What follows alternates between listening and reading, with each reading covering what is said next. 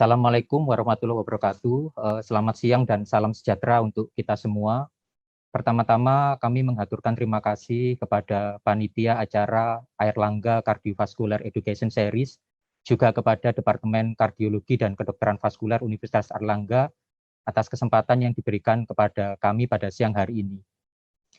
Yang kedua, izinkan kami mengucapkan selamat menjalankan ibadah puasa kepada guru-guru, senior, dan rekan-rekan sejawat sekalian. Marilah kita bersama-sama memohon kehadirat Allah di bulan suci ini agar seluruh rangkaian ibadah kita diterima dan kita semua mendapatkan kesehatan, keselamatan, dan segera dapat melalui pandemi COVID-19.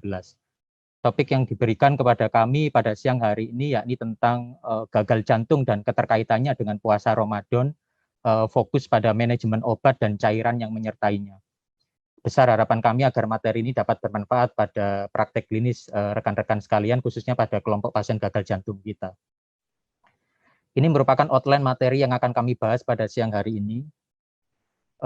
Rekan-rekan di sini memahami jika masuk bulan Ramadan, maka Muslim atau masyarakat yang beragama Islam akan masuk pada kewajiban menjalankan ibadah puasa, di mana dalam hal ini masyarakat Muslim akan tidak diperbolehkan makan, minum, termasuk di dalamnya mengkonsumsi obat-obatan yang proses masuknya ke dalam tubuh melalui proses menelan lewat mulut, mulai dari waktu subuh hingga waktu maghrib. Tetapi dalam agama Islam sendiri, kewajiban berpuasa ini ditujukan bagi mereka yang dalam kondisi sehat atau setidaknya kondisi kesehatan mereka yang berpuasa tidak akan terganggu atau bertambah buruk jika menjalankan puasa.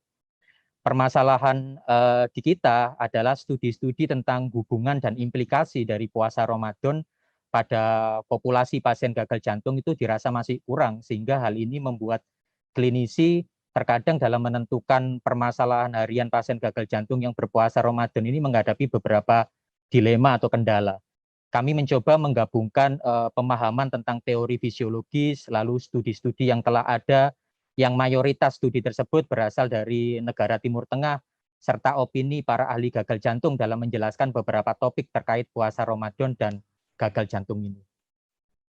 Pertanyaan pertama yang sering ditanyakan oleh pasien kepada kita adalah apakah puasa Ramadan aman bagi pasien gagal jantung?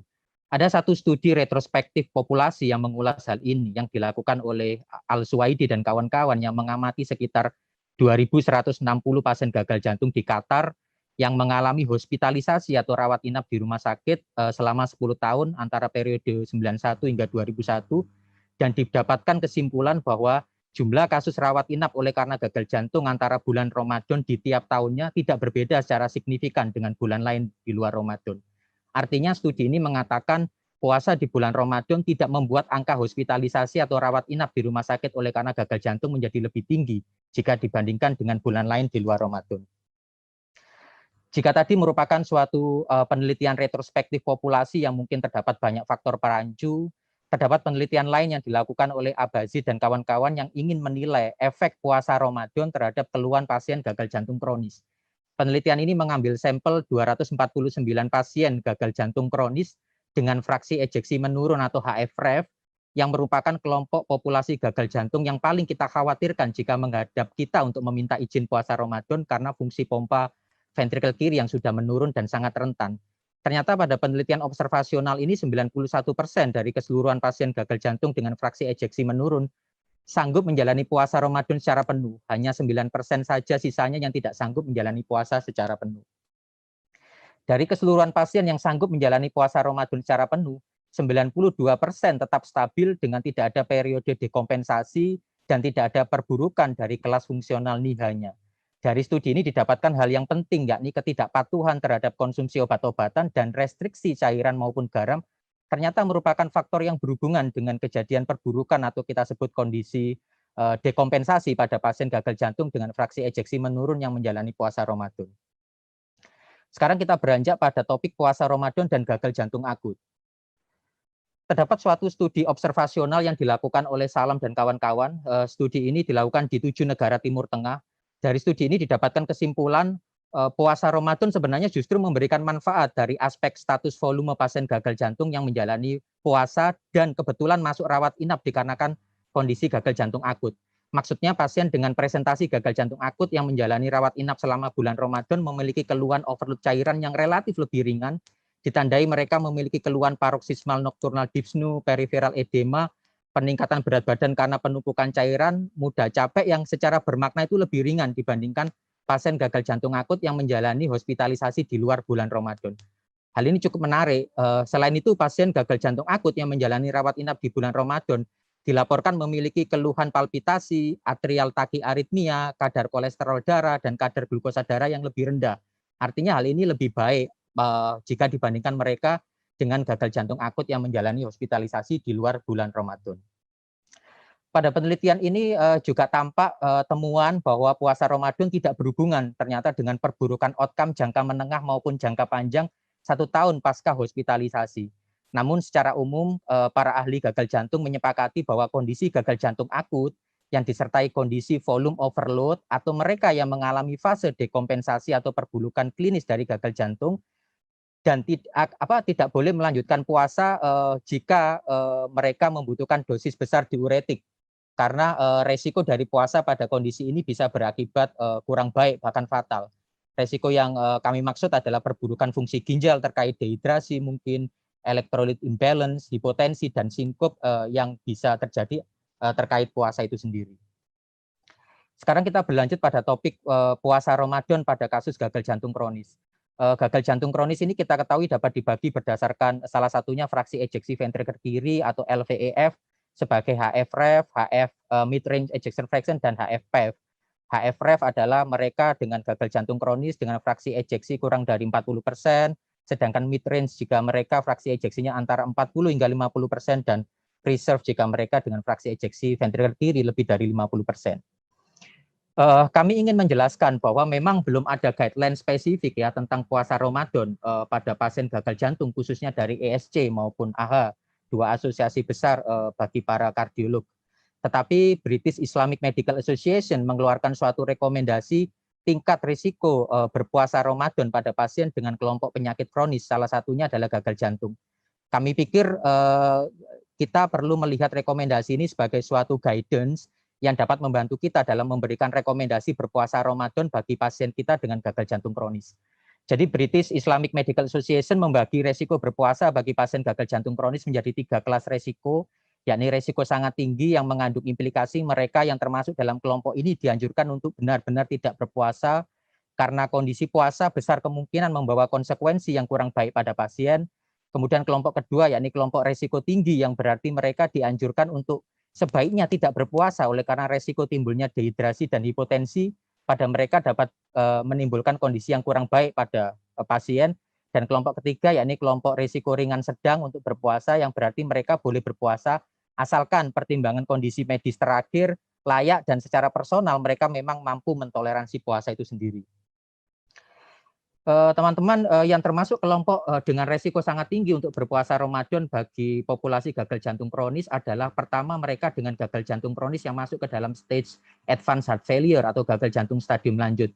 Sejawat bisa melihat di sini ini merupakan definisi dari advanced heart failure, yakni mereka dengan keluhan gagal jantung yang tetap simptomatis berat NIHA kelas 3 atau 4, ataupun mereka dengan penurunan kapasitas fungsional yang berat, walaupun sudah mendapatkan GDMT atau Guideline Directed Medical Therapy, yaitu suatu standar pengobatan gagal jantung yang optimal.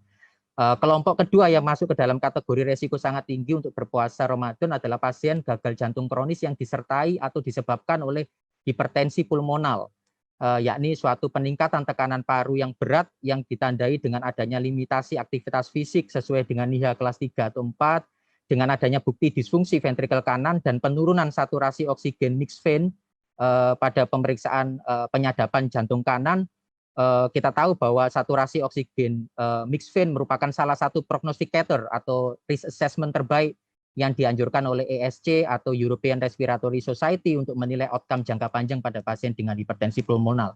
Khususnya pasien dengan hipertensi pulmonal berat dengan riwayat sinkop, maka kelompok ini merupakan kelompok yang mutlak berisiko sangat tinggi untuk berpuasa. Kemudian kita masuk pada kelompok yang berisiko tinggi yang berarti mereka yang masuk ke dalam kategori ini kita sarankan sebaiknya tidak berpuasa. Artinya jika ada pilihan berpuasa Ramadan atau tidak, maka kita sebagai klinisi lebih condong memberikan saran untuk tidak berpuasa.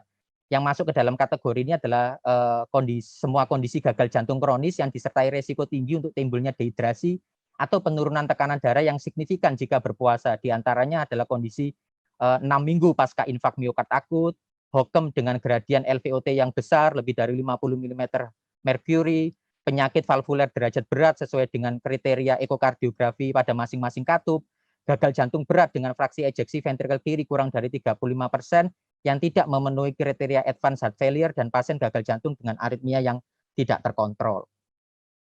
Ini merupakan kategori low moderate risk pada pasien gagal jantung kronis untuk berpuasa Ramadan. Mereka dengan gagal jantung dengan fraksi ejeksi ventrikel kiri yang lebih besar dari 35%, mereka dengan atrial fibrilasi, mereka dengan kelainan valvular ringan hingga sedang, mereka yang terpasang device seperti pacemaker, kemudian mereka dengan hipertensi pulmonal derajat ringan hingga sedang masuk ke dalam kategori resiko ringan hingga sedang untuk berpuasa. Bagaimana jika kita tahulah orang Indonesia karakternya bagaimana jika kita menjumpai pasien dengan risiko sangat tinggi dan risiko tinggi yang tetap ingin atau memaksa untuk berpuasa, maka ada beberapa hal yang dapat dijadikan perhatian oleh para ahli gagal jantung, yakni satu, pasien hendaknya punya alat tensi atau pengukur tekanan darah sendiri di rumah untuk memastikan tidak terjadi hipotensi selama menjalani puasa. Jadi dilakukan seperti home blood pressure monitoring seperti itu. Mereka juga harus diedukasi dengan baik, terutama dalam hal tanda-tanda atau alarm awal gejala dehidrasi, gejala hipotensi, perburukan dari status gagal jantung, atau status fungsional mereka dengan baik, dan hendaknya melaporkan ke kita melalui telehealth monitoring agar kita bisa pantau dan kita bisa berikan saran terbaik selanjutnya. Kemudian pasien juga tetap harus mematuhi saran terbaik tentang bagaimana cara konsumsi obat-obatan, baik frekuensi maupun waktu minum obat. Dan yang terpenting, sanggup memahami jikalau terdapat hal-hal yang membahayakan kondisi medis atau terjadi perburukan status gagal jantungnya, maka mereka harus bersedia atau siap membatalkan puasanya sewaktu-waktu. Berpuasa pada populasi pasien HF-ref atau pasien gagal jantung kronis dengan fraksi ejeksi menurun dari data-data yang jumlahnya memang terbatas, tidak kami temukan adanya efek buruk serius dari puasa Ramadan pada kelompok pasien ini. Tetapi hal ini dikecualikan pada kelompok pasien HF-ref yang masuk ke dalam kategori advanced heart failure, seperti telah kami jelaskan dalam slide sebelumnya, dan juga pada pasien HF-ref dengan status gagal jantung yang belum terkontrol atau status fungsional NIHA yang jelek. Hal ini senada dengan statement yang dikeluarkan oleh British Heart Failure maupun ESC, walaupun tidak dalam bentuk guideline spesifik, dua asosiasi tersebut menyatakan statement yang mirip. Sebaiknya pasien sebelum menjalani puasa Ramadan upayakan untuk berkonsultasi terlebih dahulu, sempatkan untuk berkonsultasi dengan dokter spesialis yang menangani pasien terkait resiko akut kidney injury yang disebabkan oleh kondisi dehidrasi selama menjalani puasa maupun bagaimana pengaturan, khususnya pengaturan dosis diuretik yang dikonsumsi. Kemudian pada kelompok pasien HF-PEF dan HF mid-range ejection fraction, artinya mereka dengan gagal jantung dengan fraksi ejeksi ventrikel kiri yang lebih dari 40%, maka beberapa studi menyatakan puasa Ramadan aman untuk dilakukan. Hanya kami ingin mengingatkan pada kelompok pasien HF-PEF dan HF mid-range ini, khususnya HF-PEF, itu adalah klaster pasien dengan klinis gagal jantung dengan beraneka ragam fenotype ya, dan kondisi komorbid yang menyertai. Mereka umumnya adalah pasien dengan usia tua, kebanyakan adalah wanita, memiliki banyak komorbid seperti diabetes, insufisiensi renal, hipertensi, dan lain-lain. Maka sebenarnya penilaian apakah setiap individu dalam kelompok populasi HF-PEF atau HF mid-range ini bisa berpuasa Ramadan atau tidak didasarkan pada 3 hal utama. Yang pertama, kita menilai bagaimana status klinis mereka, bagaimana tentang penyakit komorbid yang ada pada tiap pasien, apakah memungkinkan untuk berpuasa atau tidak, juga harus ditinjau dari komorbid yang ada tersebut. Dan juga tidak kalah pentingnya sejawat harus menilai status frailty dari pasien kita. Kita tidak boleh melupakan pendekatan pasien gagal jantung adalah melihat keseluruhan dimensi dari pasien tersebut, bagaimana status klinis, status fungsional, status psikokognitif, dan status sosialnya. Ini juga harus menjadi pertimbangan sejawat sekalian.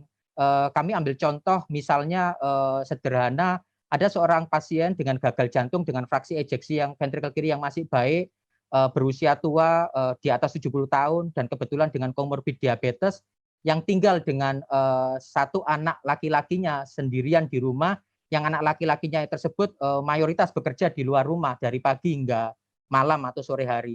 Maka kami menganjurkan sangat berhati-hati dalam merekomendasikan pasien tersebut berpuasa terkait adanya resiko pasien itu jatuh, sinkop, kemudian hipoglikemia atau terkait dehidrasi. Jadi kita tidak hanya melihat status klinis gagal jantungnya, tapi juga status fungsional, psikokognitif, frailty, dan status sosialnya. Secara umum pada pasien HFpEF atau HFrEF itu memiliki resiko low sampai moderate untuk berpuasa Ramadan. Lalu bagaimana rekomendasi berpuasa Ramadan pada pasien gagal jantung yang masuk kelompok populasi khusus yang lain? Kami akan mengulas sedikit saja, walau mungkin sejawat bisa saja jumpai atau tidak. Pada pasien gagal jantung lanjut yang telah menjalani transplantasi jantung, mereka akan mengkonsumsi obat-obatan anti rejeksi tentunya pasca transplantasi, di mana dibutuhkan range terapeutik dari obat-obat tersebut yang kita ketahui sangat ketat. Maka izin puasa Ramadan harus benar-benar didapatkan dari dokter spesialis gagal jantung atau spesialis transplantasi. Jadi pada pasien gagal jantung dengan grown up congenital heart misalnya, yaitu mereka dengan kelainan jantung bawaan yang telah berhasil dioperasi pada saat masa anak-anak dan kita jumpai pada usia dewasa, maka konsultasi pada dokter jantung subspesialis jantung bawaan atau pediatrik kardiologis atau subspesialis GUJ seringkali diperlukan karena masing-masing kondisi GUJ terkadang ada beberapa kondisi hemodinamik yang menjadi pertimbangan spesifik. Kemudian bagaimana pada pasien jantung bawaan dewasa? Disebutkan bagi pasien jantung bawaan dewasa aman untuk berpuasa jika mereka tidak memiliki kondisi-kondisi seperti ini, yakni yang pertama cyanotic heart disease, yang kedua kadar hematokrit lebih dari 65%, kemudian disfungsi ventrikel kiri atau ventrikel kanan yang berat, kemudian adanya aritmia yang tidak terkontrol, adanya obstruksi LVOT atau RVOT yang bermakna lebih dari 40 mm merkuri, adanya hipertensi pulmonal yang berat, maupun adanya kondisi CKD. Jika mereka tidak memiliki kondisi-kondisi tersebut, maka pasien penyakit jantung bawaan atau BJB tersebut dapat relatif aman untuk berpuasa. Kemudian kami juga ingin menegaskan guideline ESC 2014 tentang HOKM disinggung perhatian bagi pasien HOKM untuk menghindari kondisi-kondisi yang dapat menimbulkan dehidrasi yang bisa mengakibatkan kejadian yang berpotensi mengancam jiwa pada mereka seperti sinkop. Kita tahu kondisi berpuasa merupakan salah satu hal yang dapat mencetuskan kondisi dehidrasi jika tidak dalam pengaturan volume cairan yang tepat. Kemudian kita masuk pada topik bagaimana pengaturan minum obat pada pasien gagal jantung yang menjalani puasa Ramadan. Ada beberapa kesepakatan umum yang didasarkan dari pengetahuan tentang farmakokinetik, farmakodinamik, obat-obatan yang terkait gagal jantung selama berpuasa ya. Sejawat kami ingatkan untuk memberikan edukasi kepada pasien terkait menghindari konsumsi obat-obatan yang memiliki potensi menurunkan tekanan darah pada pasien sehabis mereka mengkonsumsi makanan dalam jumlah besar, yang kita sebut postprandial hypotension, karena adanya resiko penurunan tekanan darah yang bisa sangat signifikan dikombinasi dengan obat-obatan gagal jantung. Sebaiknya mereka atau pasien yang berpuasa Ramadan diminta untuk makan dalam porsi sedang saja, tetapi dengan frekuensi yang mungkin relatif agak sering daripada makan sekaligus dalam porsi yang besar apabila mereka mengkonsumsi obat-obatan yang memiliki potensi menurunkan tekanan darah. Kemudian edukasi terkait tetap mengkonsumsi obat dengan cara yang benar juga sangat penting. Dari beberapa studi yang sudah kita bahas, terlihat bahwasanya resiko perburukan status gagal jantung pada saat puasa Ramadan itu terkait dengan kurangnya compliance terhadap cara minum obat, diet, dan pengaturan cairan. Sebisa mungkin obat-obatan diupayakan agar bisa dipilih obat yang minumnya bisa sehari sekali atau sehari 2 kali saja, dan terdapat sebagian kecil obat yang dibutuhkan maintenance dose setiap 8 hingga 12 jam yang mungkin dapat berpengaruh terhadap efektivitas terapeutik di dalam tubuh jika minum obatnya lebih dari itu. Ini merupakan beberapa obat yang sering dipakai dalam tata laksana gagal jantung yang akan kita bahas secara singkat. Yang pertama adalah obat golongan diuretik. Ini merupakan kelompok obat yang sering kali ditanyakan bagaimana cara minumnya pada saat puasa oleh pasien. Jadi obat diuretik ini memiliki risiko timbulnya dehidrasi, imbalance elektrolit, dan akut kidney injury jika dalam kondisi yang tidak tepat. Tetapi di lain sisi juga dapat menimbulkan kekambuhan gagal jantung terkadang jika benar-benar tidak dikonsumsi. Secara umum penggunaan obat diuretik selama berpuasa kita bisa mempertimbangkan untuk mengurangi dosis jika status gagal jantung pasien kita sudah baik, dan konsumsi obat bisa diminum saat sahur jika dikhawatirkan akan mengganggu tidur karena efek diuretiknya saat malam hari, jika dikonsumsi saat berbuka. Tetapi ada beberapa ahli juga yang memperbolehkan sebenarnya jika mengkonsumsi saat berbuka jika dikhawatirkan dapat menyebabkan dehidrasi jika dikonsumsi saat sahur. Untuk obat digitalis atau digoxin umumnya tidak ada permasalahan karena bisa dikonsumsi saat berbuka maupun sahur, hanya perlu dipertimbangkan jika dehidrasi yang mungkin timbul terkait puasa, hati-hati dapat mengakibatkan potensi untuk timbulnya digitalis intoksikasi. Untuk ACE inhibitor dan ARB lebih banyak merekomendasikan untuk dikonsumsi saat berbuka puasa. Kemudian untuk ARNI yang minumnya sehari 2 kali bisa dikonsumsi saat sahur dan berbuka puasa. Kemudian untuk beta blocker once daily seperti bisoprolol, banyak yang lebih merekomendasikan untuk dikonsumsi saat berbuka puasa untuk menghindari pusing, keliengan, atau disease spell. Untuk beta blocker yang dikonsumsi sehari 2 kali seperti carvedilol dapat diberikan saat sahur dan berbuka puasa. Kemudian untuk pasien gagal jantung yang tidak dapat mengkonsumsi ACE inhibitor, ARB maupun ARNI dikarenakan kondisi gagal ginjal, maka kita biasanya memberikan hidralazin dengan ISDN ya sebagai rekomendasi pengganti. Maka ISDN bisa dilakukan penggantian dengan isosorbit mononitrat yang bisa dikonsumsi sehari sekali sebelum tidur, dan hidralazinnya bisa diberikan 2 kali sehari saat sahur dan berbuka. Pada pasien pasca transplantasi jantung yang mendapat obat-obatan imunosupresan harus berkonsultasi dengan ahli gagal jantung karena terkait dosis terapeutiknya yang sempit dan sulitnya obat-obatan ini dipertahankan dosis terapeutiknya jika waktu jeda antar minum obatnya tidak konsisten. Kemudian untuk obat golongan waktu tinggal 3 menit.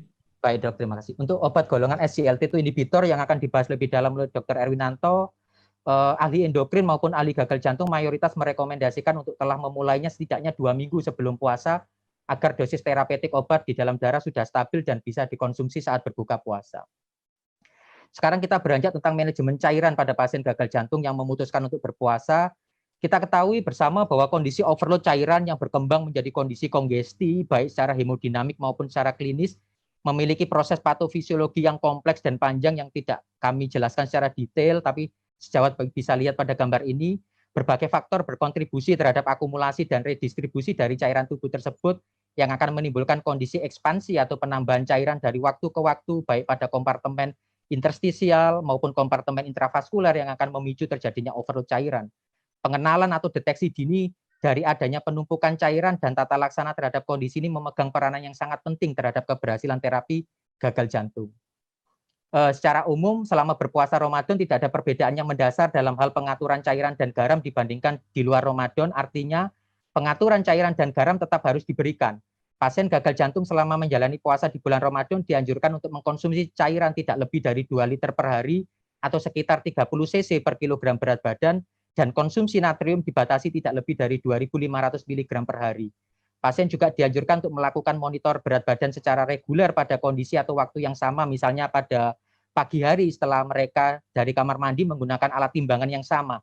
Terdapatnya peningkatan berat badan yang mendadak lebih dari 2 kilo dalam 3 hari mengharuskan mereka untuk berkonsultasi kepada dokter atau perawat gagal jantung dan akan dilakukan upaya untuk pengaturan ulang dosis diuretik, pengaturan ulang konsumsi cairan, dan konsumsi garam.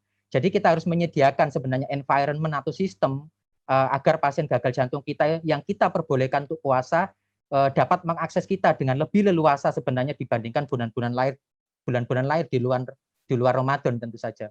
Sebagai kesimpulan, baik dok, sangat penting bagi pasien gagal jantung yang memutuskan untuk berpuasa Ramadan untuk berkonsultasi terlebih dahulu dengan dokter, sehingga dokter tersebut dapat mengevaluasi appropriateness pasien untuk puasa, melihat resiko case by case secara personal, status fungsional, dan penyakit komorbiditasnya. Kepatuhan terhadap saran konsumsi obat-obatan, cairan, dan garam selama pasien menjalankan puasa Ramadan merupakan hal kunci dalam keberhasilan pasien gagal jantung kita dalam menjalani puasa Ramadan. Terima kasih atas perhatiannya.